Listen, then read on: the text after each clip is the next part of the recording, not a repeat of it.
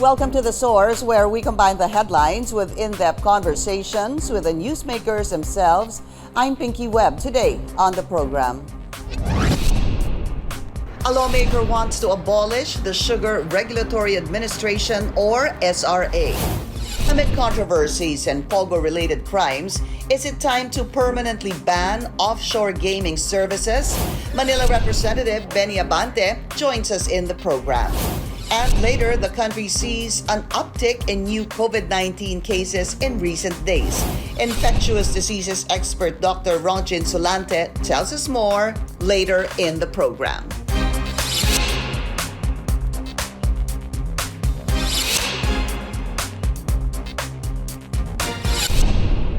Following recent controversies, a lawmaker proposes to abolish the Sugar Regulatory Administration, or the SRA, citing its failure to ensure adequate sugar supply in the country. Under House Bill 5081, the regulatory functions of the SRA will be transferred back to the Agriculture Department. Let's go straight to the source of the story. We have Manila 6th District Representative Bienvenido Benny Abante. Congressman Abante, welcome back to The Source. Maraming salamat po sa inyong oras. Hi, Pinky. Maraming salamat po sa pagbigay sa akin pagkakataon. SRA po muna tayo, Kong Benny. Why abolish the SRA? You know, the last committee hearing we had in the Committee on Good Government and Accountability, the thing is, it is more confusing than making it clear to us, the importation. In fact, those people at the CRA who's trying to explain to us the importation is actually, they're not speaking in tandem, you know? They're actually contradicting themselves. How so? You see? Well, they were even trying to blame the Bureau of Customs for not releasing all of those that they are able to yung nahuli nila for hoarding, no? Then hindi naman nila masiguro sa amin na kailangan ng importation. Ang sinasabi lamang nila is that they imported. But the thing is, kailangan bang importation? Ilan ang kailangan? That they cannot even tell us. Didn't they make that clear, sir, during this sugar importation fiasco? Let's go back a couple of months, wherein sinabi nga po ng Malacanang that they did not allow, supposedly, this importation. But going back, balikan po natin, why are you saying that they weren't even sure, or it was confusing regarding the importation? They were one in saying that we needed to import sugar. SRA said that. The USEC said that. USEC Sebastiano also said that. It was the other side, sir. Ex-Executive Secretary Vic Rodriguez and the President who said that's illegal. We didn't want that importation. This did not give our go-ahead signal. I even question SRA why the chairman of the SRA was not present because the former Secretary William Dar should have been present to explain that to us. The thing is, the one who is explaining is the lawyer, and all of those that actually signed for the importation were not even explaining to us why. Okay. Oo, pinabayaan lang nila yung kanilang abogado to defend them, but they're not even replying why. See? The thing is, hindi naman sila nag-resign eh. They were just suspended. I do not know why William Dar did not appear in our committee hearing. Sir, the board members resigned. It's the USEC who's been suspended. Si USEC Sebastian po. Pero yung members po ng SRA, its administrators, hindi ho ba si Serafica, Valderrama, and another individual, they resigned. But there's one that suspended the DA USEC, who happens to be USEC Sebastian. Isn't that correct, sir? Actually, I was told that Serafica resigned, but he was also suspended. And almost all of those members of the SRA were actually suspended. Of course, they resigned later.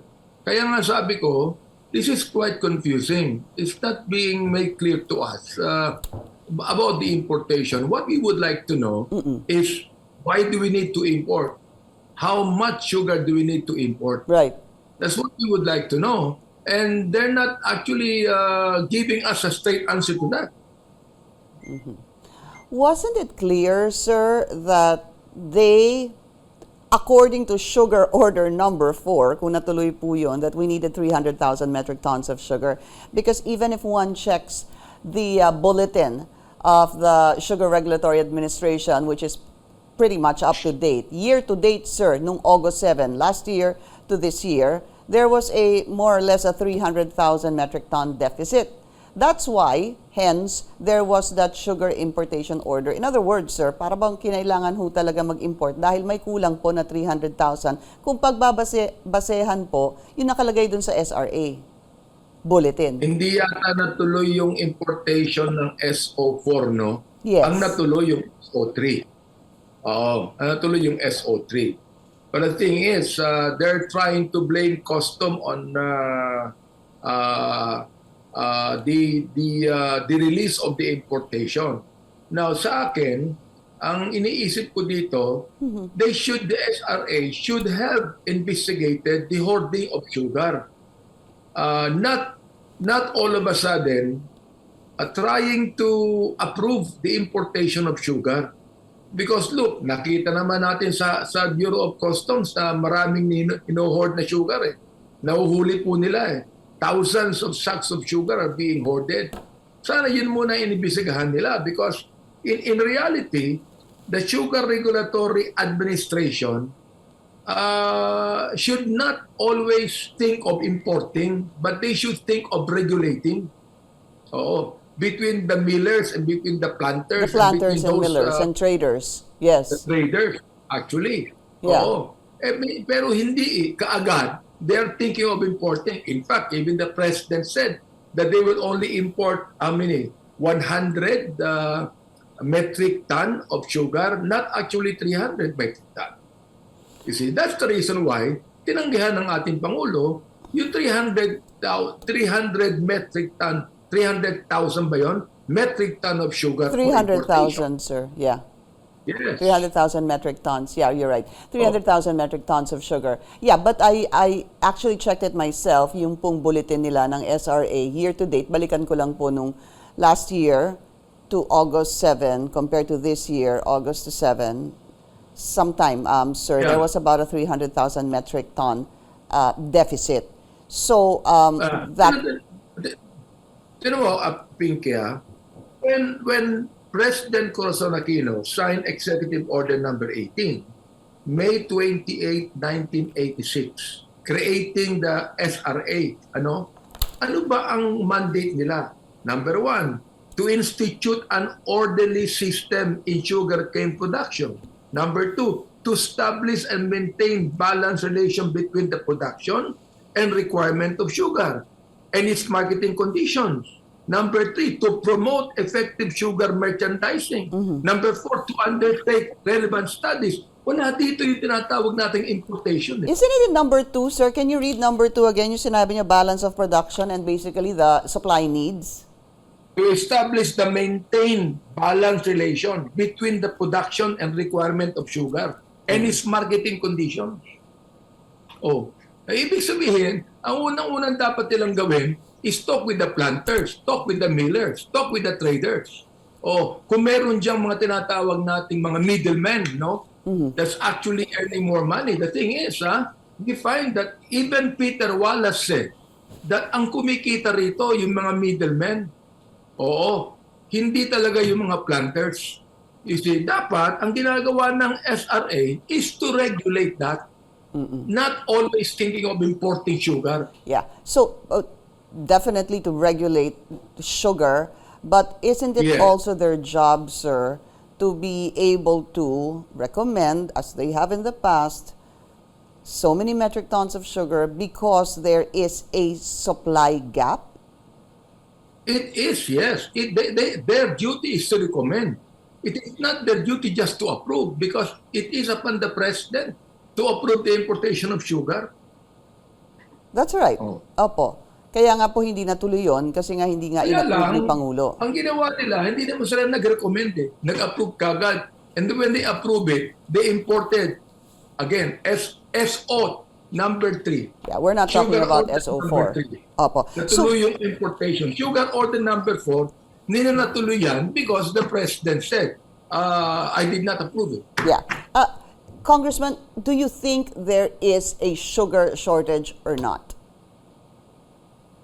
If there is any sugar shortage, it will only be minimal than what the SRA is saying now. Less than what they're saying, basically.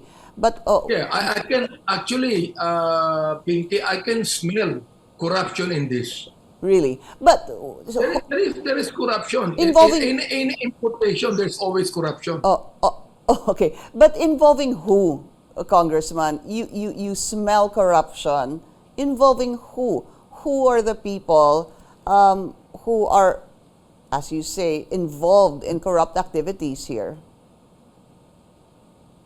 Well, of course, first of all, yan yung mga nasa DA, no? The fact that the Secretary of the Department of Agriculture is the chairman of the SRA, and then of course, the other, what do you call this, commissioners who are actually approving it. But the thing is this, The board members, sir. Ang question ko dito, why do we need to approve only certain people to import? Ito ang tanong ni Peter Wallace. Why can't anyone who has the capability to do it just do it? Open it up, kumbaga, sir. To anyone who can import. Yes. The thing is, the SRA has all the right to just tell the some importers, o kayo, may karapatang mag-import. Bakit hindi nalang gawin na free enterprise lahat to, that anyone that can do it, do it? Would that cause chaos? Would that cause more problems, you think, sir? I don't think so. We believe in the free enterprise system. The thing is, what we ought to regulate, what the SRA should do, is actually do the very mandate that they have been created for. Before anything else. Worst comes to worst, Pinky, importation will come in. Yes. That is the ultimate scenario. Opo. After they have done what is mandated of them. Opo. There is a minority report here, no, sir, from the Senate. In fact, Senator Risa Ontiveros, also part of the hearings by the Blue Ribbon Committee. They've already recommended, the Blue Ribbon Committee recommended charges against some of the officials, no? Pero si Senator Ontiveros was basically saying, baka fall guys po ito. Parang she doesn't really think that these individuals, such as Yusek Sebastian, SRA Serafica, and the other two board members, are really guilty. What are your thoughts, sir? I don't know if you really read already that, I'm sure nabasa niyo po ito at narinig niyo na po ito. What are your thoughts on this? I would think that Senator Risa Hontiveros, with due respect, perhaps would like to go higher as far as the culpability is concerned, no? But of course, ako, ang inaano ko lang dyan, yung SRA mismo, each year, I am one of those who calls for us to get rid of the NPAs in government. When we come to NPAs, the non-performing assets in our bureaucracy. Okay? My rationale is simple. If an agency or department does not fulfill its mandate, then why should it even exist? And you're calling the SRA... exist, Apo. we should eliminate them so that we can use our financial resources where they are needed more. So basically you're saying that the SRA is a non-performing asset. Yes, well, the thing sa akin a billion pesos saved is a billion pesos earned in government. And this would complement government's plan of right sizing. Congressman, we just need to take a very short break. We will be right back.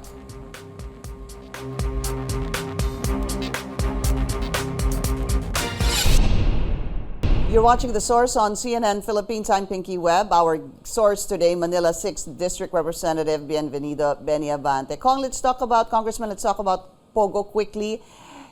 Is your stand to abolish it completely, or are you open to possible improvements or better regulation on POGOs? If they could be able to tell me, Pinky, that we are actually earning money out of this, and that number two, that we are not trying to import Chinese employees to it and letting it be employed in the Philippines, and then doing some criminal activities. If really, we are able to get a lot of Filipinos employed, perhaps I will think about it. Sa akin naman, nakita ko naman, Pinky, ang pagkakaiba ng isabong sa POGO Because in POGO, no Filipino ang tumataya. They're all, foreign, di ba? Dito lang. Pero ang iniisip ko dito, how many percent of our Filipinos are actually employed in POGO? Because in reality, Pinky, parang call center agents yan the Filipinos are being employed there. Pero this time, in POGO, it is all Chinese nationals that are being employed. Kabaliktaran po. Okay. Not actually Filipinos. Ang mga Pilipino lang dyan, yung mga kasambahay lang. Saka yung mga drivers. Opo. At yung mga security nila. Opo. Okay. A couple of points you raised, sabi niyo po. Tell me how much we earn from this. If we give you numbers based on the Finance Secretary, I think Secretary Diokno put it at 7 billion, if I'm not mistaken, sir, if my memory serves me right. Right, 7 billion in 2020 and about 3 billion in 2021. So nangalahati po yan in 2021 kasi marami na atang nagsara. Balikan po natin yung 7 billion. If we were to earn 7 billion from this, is it worth it for you? Well, ako, Pinky, I'm always against any form of gambling. I've always fought that ever since. But the thing is this, as I've said, there's a big difference between isabong and POGO. Okay? The only thing in POGO is that we are now having a lot of problems when it comes to kidnapping, not of Filipinos, but also of Chinese nationals. But the thing is this, we do not want any more foreign criminals in our land. Number two, okay, we're earning 7 billion, for example, in POGO, in everything, no? When, with that, perhaps, 7 billion is 7 billion. Yet, are we going to allow the Chinese nationals to do what they want to do here? Because in China, they cannot do it? That's my problem here. The Chinese, ang tumarating ditong Chinese nationals are actually criminals, Pinky. What they cannot do in China, they can do it in the Philippines. So, at will. So why would you even be open to this? Talking about what you just said, Congressman, that di ba bawal po yan sa China. So ngayon, kayo po nagsabi, pumupunta sila dito. Illegal yun doon, pumupunta sila dito. Bakit natin papayagan? So tell me again why you are even possibly open to still having POGOs in the country. At lagay na po natin na matagal na po kayong against sa sugal. Comparing it to isabong, no? Comparing it to isabong, POGO is a kind of ang tawag doon, medyo sila dahil they are not accepting bets in our country. No Filipinos is betting on POGOs, but only from China or Vietnam or Thailand. No, the only thing that my concern is, are we actually earning more than spending much because of criminal activities the Chinese nationals are doing here?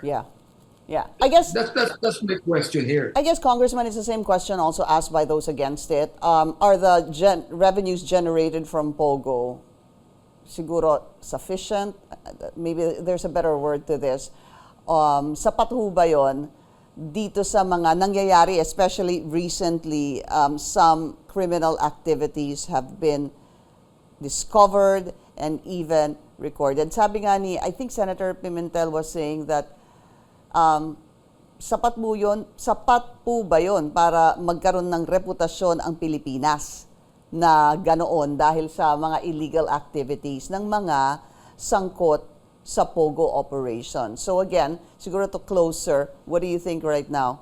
Is it worth it?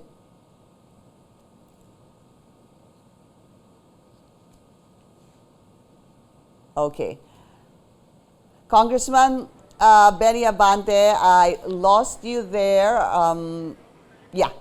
Okay, so wala na po siya sa Zoom, no? We lost him on Zoom. But just the same, I'd like to thank him, Manila 6th District Representative Bienvenido Benny Abante. Thank you, sir. We will be taking a short break. Infectious diseases expert Dr. Ronche Insolante will join us next. This is The Source on CNN Philippines. Please stay tuned.